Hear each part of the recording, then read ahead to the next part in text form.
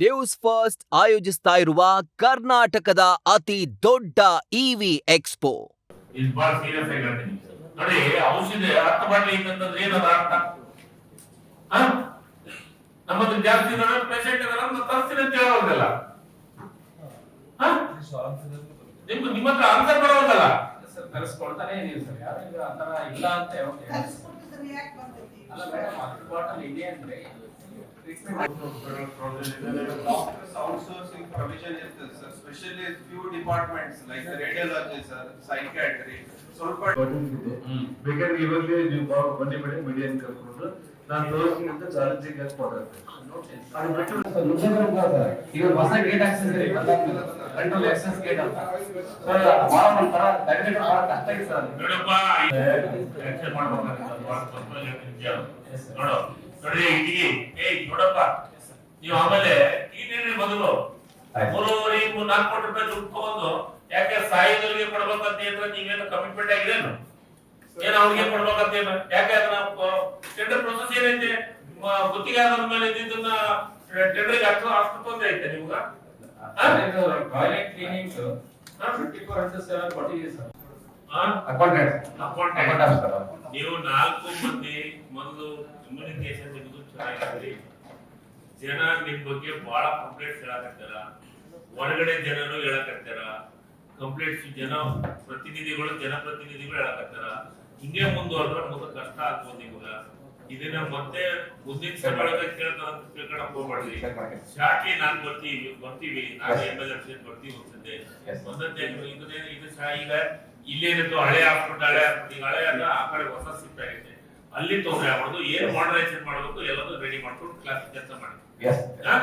Sir ನಿಮ್ ಗಮನ ಈಗ ಕಂಪ್ಲೇಂಟ್ ಜೊತೆಗೆ ನಮ್ಗೆ ಅಪ್ರಿಸಿಯೇಷನ್ ಬರುತ್ತೆ ಸರ್. 10ರಿಂದ 15 ಜನ ಪೇಷಂಟ್ಸ್ ನಾವೇ ಸ್ವಯಂ ಪ್ರೇರಿತರಾಗಿ ನಮ್ಗೆ ಆಫೀಸಿಗೆ ಬಂದು ಲೆಟರ್ ಕೊಟ್ಟು ಹೋಗ್ತಾರೆ. ಈಗ ಸೆಕ್ರೆಟರಿ ಅವರೇ ಮಾಡ್ತೀವಿ.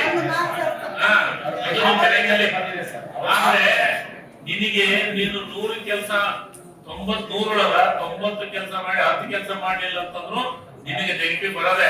ಆ 10 ನೆಗೆಟಿವ್ ಬರೋದಾಗ ಮಾಡೋ ಕೆಲಸ ಮಾಡಿ. ನಾವು ಸಿಬ್ಬಂದಿ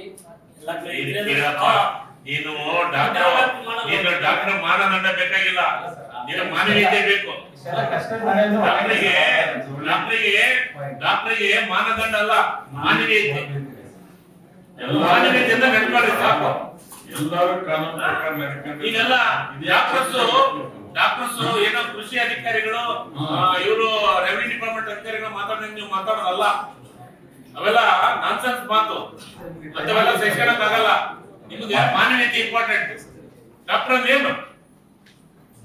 ಇಲ್ಲ ಸರ್, ಒಂದು ಕಲೆ. ಡಾಕ್ಟರ್ ಆದವರು ಮಾನವೀಯತೆಯ ದೃಷ್ಟಿಯಿಂದ ಕೆಲಸ ಮಾಡಬೇಕು.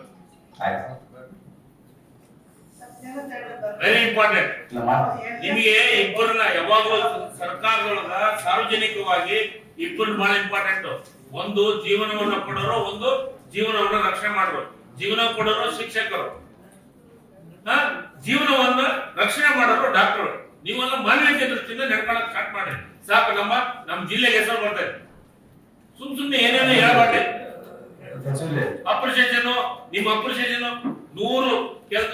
ನಾವು ರಾಜಕಾರಣದೊಳಗೆ ನಾವು ಇದ್ದೀವಿ, 100ರೊಳಗ 90 ಕೆಲಸ ಮಾಡಿ ಲಾಸ್ಟ್ 5 ಕೆಲಸ ಮಾಡಿದ್ರು ನಮ್ಮ ಬಗ್ಗೆ ಮಾತಾಡ್ತಾರ. ಒಂದು ಮಾಡಲಿಲ್ಲ ಅಂದ್ರೂ ಮಾತಾಡ್ತಾರ. ಅದಕ್ಕೆ ನಮ್ಮದು ಕಾನೂನು ಮಾಡೋಂಥದ್ದು. ನಿಮ್ಮದು ಸಾರ್ವಜನಿಕವಾಗಿ ಒಂದು ಅರ್ಧ ಗಂಟೆ ಸಮಾಧಾನದಿಂದ ಜನರನ್ನ ಪ್ರೀತಿ ವಿಶ್ವಾಸದಿಂದ ಮಾತಾಡಿ ಕಳಿಸುತ್ತೆ ಕೆಲಸ ಮಾಡಿ ಸಾಕು. ಏನ್ ಗೊತ್ತಾಗಿರೋ ಅಲ್ಲಿಂದ ಬಂದಿರ್ತಾರ.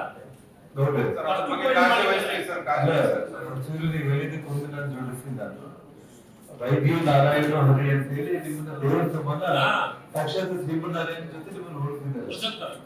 ಹಾಗಾಗಿ ಮಾನವೀಯತೆ ಅನ್ನೋದು ನಿಮಗೆ ಆಟೋಮೆಟಿಕ್ ಮಾಡಬೇಕು. ಟೈಮ್ ಲಿಮಿಟ್ ಅನ್ನೋದು ಇರೋದಿಲ್ಲ. ಎಲ್ಲರಿಗಿಂತ ಕೂಡ ನಿಮಗೆ ಆ ಟೈಮ್ ಲಿಮಿಟ್ ಅನ್ನೋದು ಎಮರ್ಜೆನ್ಸಿ ಇದ್ರೆ ನೀವು ಅಟೆಂಡ್ ಮಾಡಲೇಬೇಕು. ನಿಮ್ ಕೈಯಲ್ಲಿ ಒಂದು ಪ್ರಾಣ ಉಳಿಬೇಕು. ಕೇಸ್ ಫಾಲೋ ಅಪ್ ಮಾಡಿದ್ದಾರೆ ಸರ್. ಅದಕ್ಕೆ ನೆಫ್ರಾಲಜಿಸ್ಟ್ ಒಪಿನಿಯನ್ ಇರುತ್ತೆ ಸರ್. ಗದಗಿಂದ ಅವ್ರು ಮಾಡ್ಕೊಂಡಿದ್ದಾರೆ ಸರ್. ಗದಗಿಂದ ಮಾಡ್ಕೊಂಡು ಇಲ್ಲಿ ಬಂದು ಕಾಂಪ್ಲಿಕೇಟೆಡ್. ಒಂದು ವಿಷಯ ಈಗ ಅವ್ರು ಬಡವರು ಗೊತ್ತಿಲ್ಲ, ಮಕ್ಕಳಿಗೆ ಸಮಸ್ಯೆ ಐತೆ ಅಂತ 15 ವರ್ಷ 13 ವರ್ಷ ಹುಡುಗಿ ಅದು 14 ಹುಡುಗಿ ಮತ್ತೆ ತೋರ್ಸಕ್ ಹೋಗಿರ್ತಾರ ಅವ್ರು. ಇದು ನೀವು ಅಲ್ಲೇ ತೋರಿಸಿರಿ ಅಲ್ಲೇ ಮಾಡ್ರಿ ಕೂತ್ರಂಗೆ ಇವರು ಇಲ್ಲ ಸರ್, ನಮ್ಗೆ ಪರ್ಸನಲಿ ಇದು ತಗೊಂಡು ಅವ್ರ ತಂದೆ ತಾಯಿಗೆ ನಾವು ಮಾತಾಡಿಸಿ sir, we have attended it sir. ಅದನ್ನ ನಾವು ಫಾಲೋ ಅಪ್ ಮಾಡಿ ಮಾಡ್ತೀವಿ ಸರ್. ಈಗ ಫಸ್ಟ್ ಟೈಮ್ ಪೀಡಿಯಾಟ್ರಿಕ್ ಕೇಸ್ ಬಂದಿದೆ ಸರ್.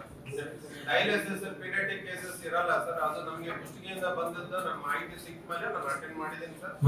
ಒಂದು ನಿಮ್ಮ ಕಮ್ಯುನಿಕೇಶನ್ ಇಂದ ನಮ್ಮ ಭಾಗದ ಜನರಿಗೆ ತೊಂದರೆ ಆಗ್ತದೆ. ನಿಮ್ಮ ಹತ್ರ ಕಮ್ಯುನಿಕೇಶನ್ ಬಹಳ ಇಂಪಾರ್ಟೆಂಟ್. ನಮ್ಮ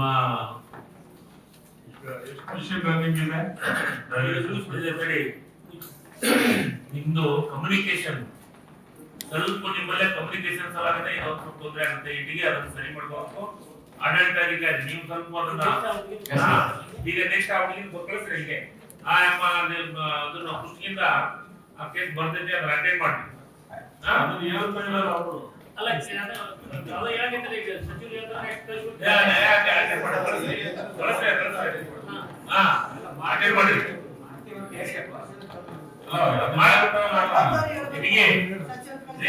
ಅವ್ರು ಕಳಿಸಿದ ಮೇಲೆ ಪ್ರತಿಯೊಂದು ಕೇಸ್ ನಾನು ಹೇಳಿದ ಕಳಿಸಿದ್ ಮಾಡೋದಲ್ಲ, ಸರ್ಟಿಫಿಕೇಟ್ ಕಳಿಸಿದ್ ಮಾಡೋದಲ್ಲ.